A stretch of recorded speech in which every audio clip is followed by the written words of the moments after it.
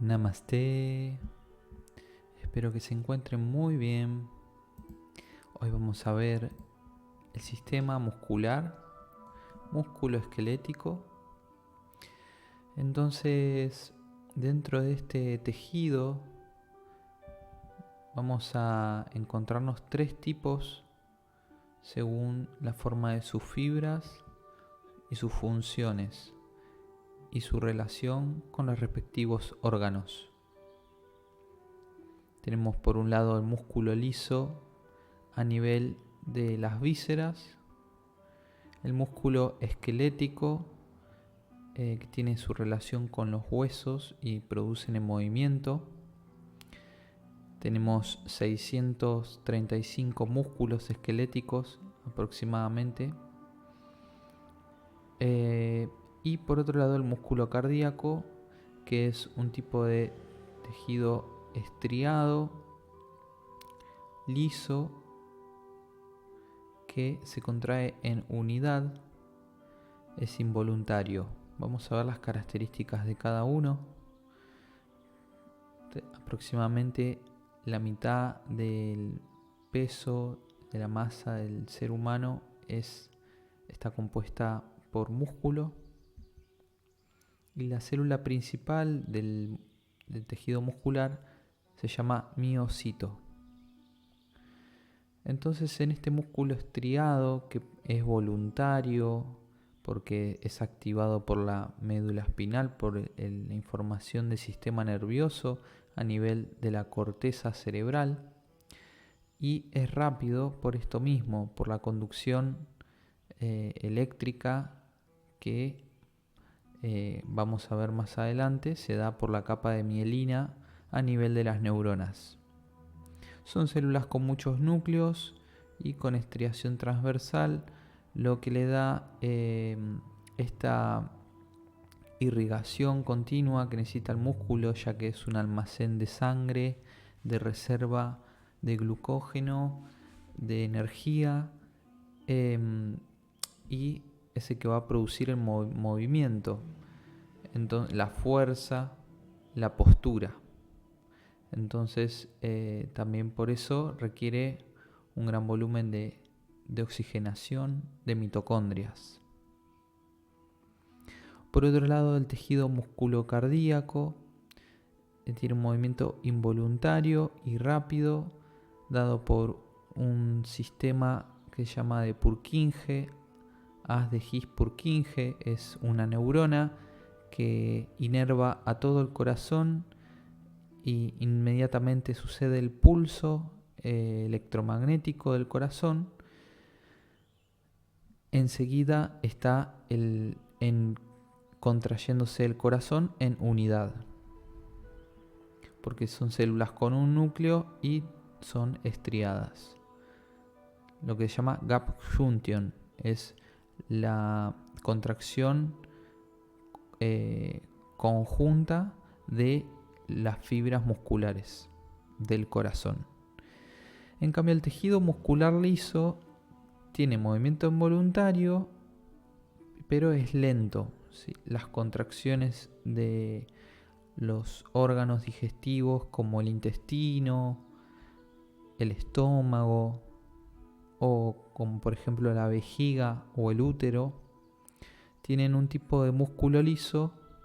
Son células con un solo núcleo y no tienen estrías, y eso les genera una inervación propia que está dada, por ejemplo, por el sistema simpático y parasimpático. Y en el caso de los intestinos, su movimiento peristáltico es lento y cada órgano tiene su horario de mayor actividad.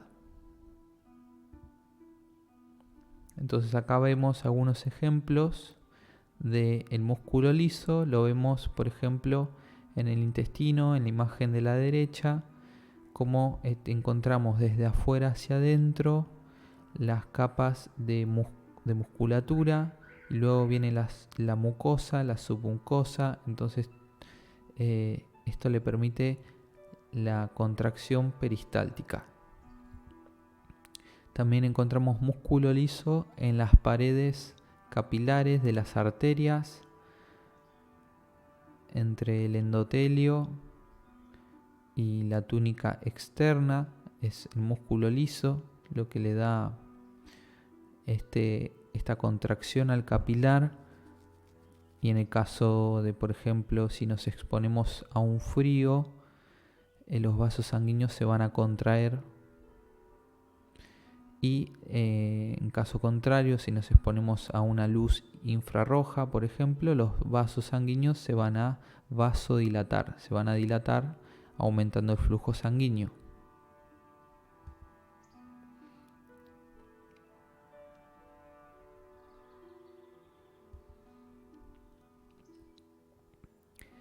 En el caso del estómago es importante esta musculatura, porque la musculatura con la mucosa, que soporta un pH extremadamente ácido, con los ácidos clorhídricos, nos permite este músculo, que es estimulado por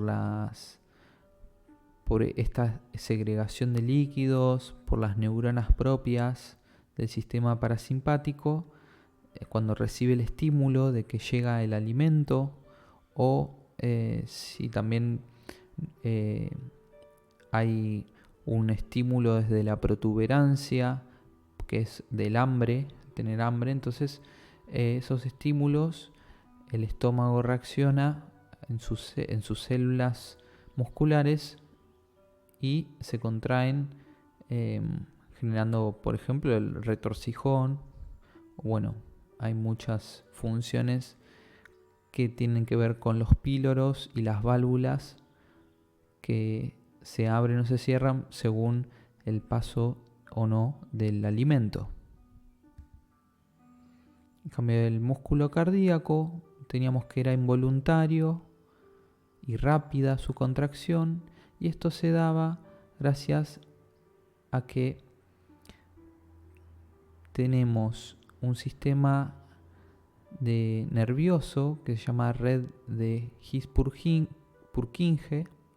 donde hay un nódulo sinusal, y es desde ahí donde nace el impulso electromagnético que desencadena la contracción del corazón, proceso que se llama sístole, la eyección de la sangre hacia el resto del cuerpo, sangre rica en oxígeno desde el ventrículo izquierdo. Sucede la contracción y la sangre sale por la arteria aorta hacia el resto del cuerpo. Y por otro lado tenemos las fibras musculares estriadas, que son voluntarias y de acción rápida. Son las que más vamos a encontrar o analizar en este caso, en esta materia. Entonces veremos que son fibras que se van tejiendo, se van uniendo y separando por fascia. La fascia es lo que le da congruencia y soporte, continuidad a las fibras musculares. Entonces, si vamos al microscopio a ver a la célula del músculo estriado, nos vamos a encontrar con dos proteínas, la actina y la miosina. En la foto, en la imagen de abajo a la izquierda, el celeste clarito sería la miosina y el violeta sería la actina.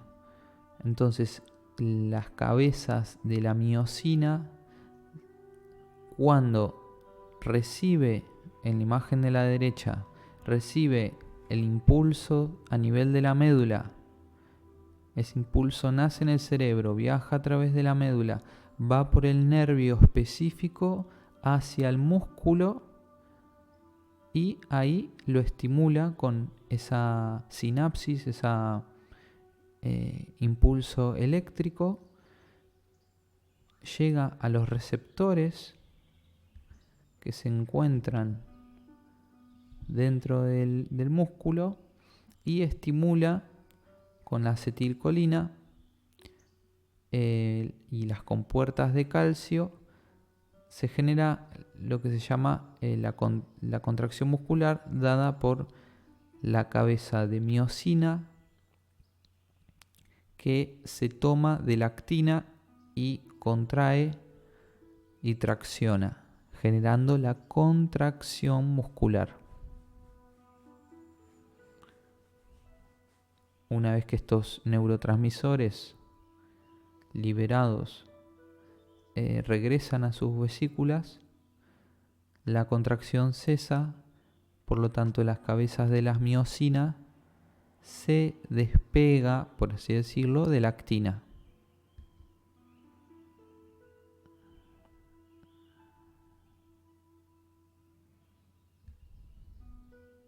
Por lo tanto tenemos tres tipos de contracción muscular. En este caso tenemos en la imagen de la izquierda, arriba tenemos la contracción del bíceps, que es una contracción concéntrica, porque los puntos de inserción del bíceps a nivel del húmero, de la escápula y a nivel del codo, del radio y el cúbito se acortan, se acercan, se juntan. Eso es concéntrico. Ahora, si la persona tuviera una pesa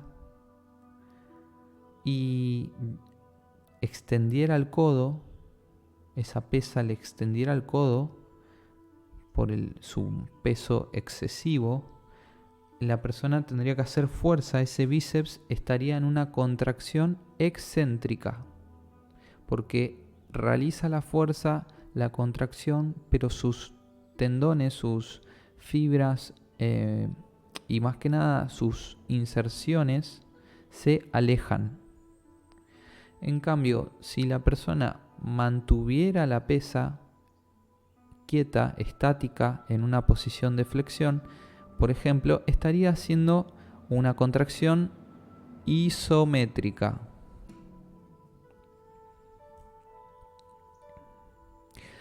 Cuando realizamos una flexión de codo, el bíceps se va a contraer y el tríceps va a estar relajado y se va a distender. Esto le permite al bíceps llegar a su rango máximo de contracción y así alcanzar la mayor amplitud articular. Esta es la sinergia entre agonista y antagonista. Agonista va a ser el músculo que realiza el movimiento y antagonista es el músculo que realiza la función contraria. En este caso, bíceps, flexión de codo, tríceps, extensión de codo. Algo importante para comprender los músculos es saber sobre la fascia. La fascia es la envoltura que mantiene a los músculos y los conecta unos con otros, formando así las cadenas musculares. Esto le da congruencia y coordinación al movimiento. La fascia es de aspecto muy fino, casi transparente, que es duro, grueso, poco flexible.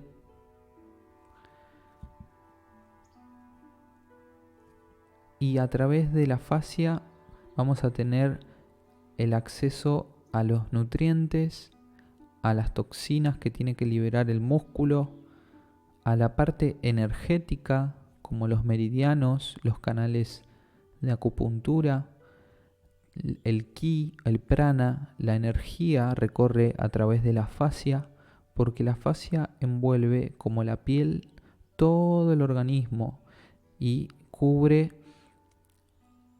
a nivel de los músculos, huesos y órganos.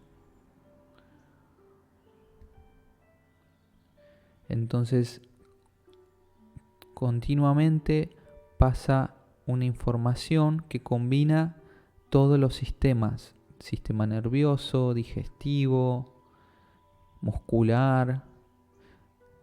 Tiene muchas funciones como organizar, separar estos compartimientos y dar sus relaciones.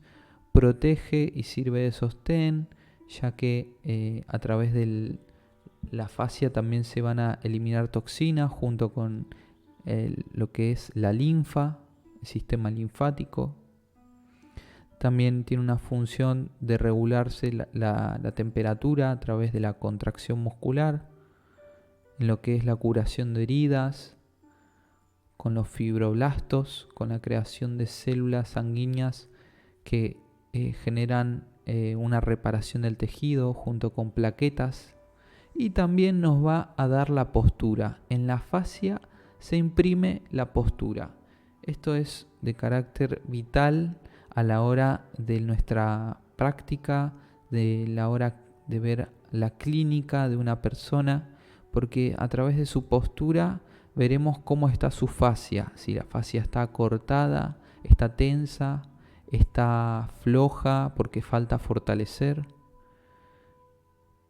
La fascia tenemos a nivel superficial, debajo de la piel, y a nivel profundo, y esto recordemos que va con los músculos.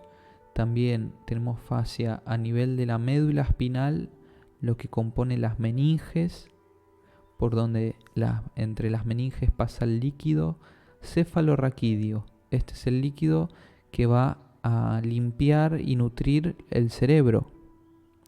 Después tenemos fascia a nivel de lo que serían los órganos abdominales, como los intestinos, y en este caso la fascia se llama epiplones y mesenterios.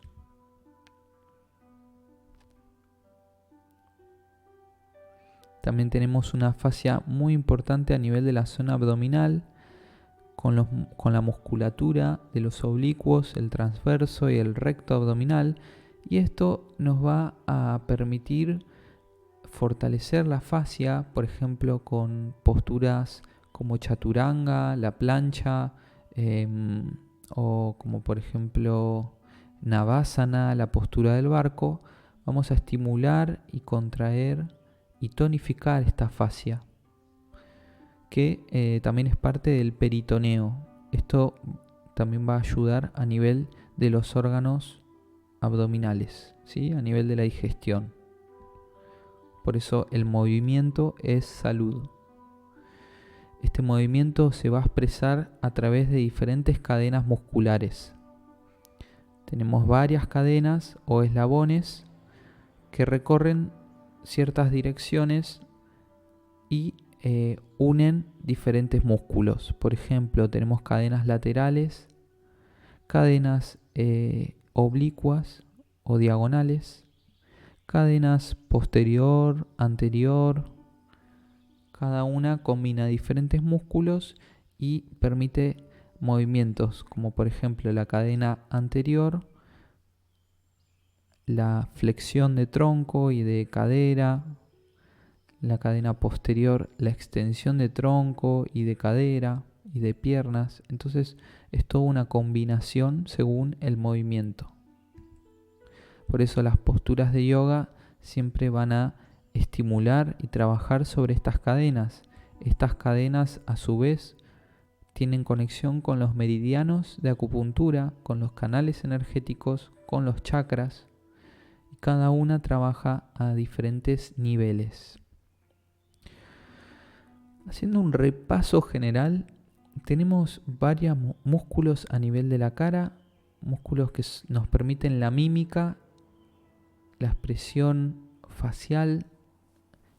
A nivel de la boca tenemos músculos orbiculares, buccinador cuando besamos, el risorio cuando reímos. Podemos también tener músculos a nivel del cuello como el platisma, músculos a nivel de las alas de la nariz. Esto es para a nivel de activación de estos músculos. nos permite inspirar mayor volumen de oxígeno, de aire y por lo tanto de prana, de energía. Luego tenemos a nivel de los músculos orbiculares de los ojos y a nivel de la frente para las cejas y a nivel de las orejas. Por otro lado tenemos músculos de la masticación como el macetero, el temporal y los pterigoideos. Luego tenemos abajo a la izquierda los músculos a nivel de la garganta, de lo que sería el cuello, la parte anterior. Tenemos músculos a nivel digástrico, estiloideo, a nivel del hueso ioides, para todos los músculos que son de la lengua. Y a nivel del cuello tenemos un músculo muy importante que se llama esternocleidomastoideo. Este músculo es importante porque permite varias funciones del cuello y su tensión o contractura por falta de estiramiento, ya sea porque usamos una almohada muy alta, puede generarse tortícolis, dolores de cabeza, cefalea, cansancio en la vista. Lo mismo que la tensión a nivel del trapecio, a nivel posterior de la espalda. La zona del core compone los músculos del abdomen, el recto abdominal, el transverso, los oblicuos, el pectoral, el serrato anterior, el glúteo mayor, medio y los multífidos y extensores de columnas. Vean la diferencia entre una postura alineada en su centro, donde la fascia está anclada al core, a la zona media, al núcleo estabilizador, como permite inspirar y respirar esa postura y mantenerla. La fascia es la que nos va a permitir ajustar las posturas para sacar mayor beneficio. A nivel de la espalda, del torso posterior, tenemos a nivel superficial el músculo trapecio, el dorsal ancho, y a nivel más profundo encontramos los romboides, el elevador de la escápula. Estos músculos tienen función con los movimientos de la escápula, del omóplato. Y más profundo tenemos músculos erectores de la espalda como el longuísimo, los paravertebrales, el serrato superior e inferior.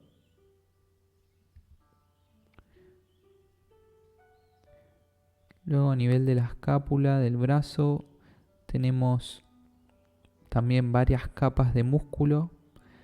En lo que respecta al antebrazo, tenemos a nivel de la zona palmar los músculos flexores, palmares y pronadores. Y a nivel dorsal tenemos los supinadores y los extensores de la mano y de los dedos. Por otro lado, a nivel del húmero del brazo tenemos el córaco braquial, que es flexor de hombro, el braquial anterior, que es flexor de codo, y el bíceps braquial, que es flexor de hombro y de codo.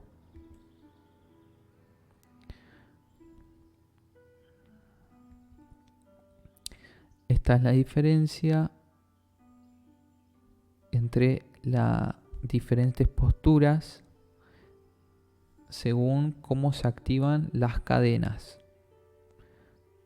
Esto lo vamos a ir analizando en las próximas asanas.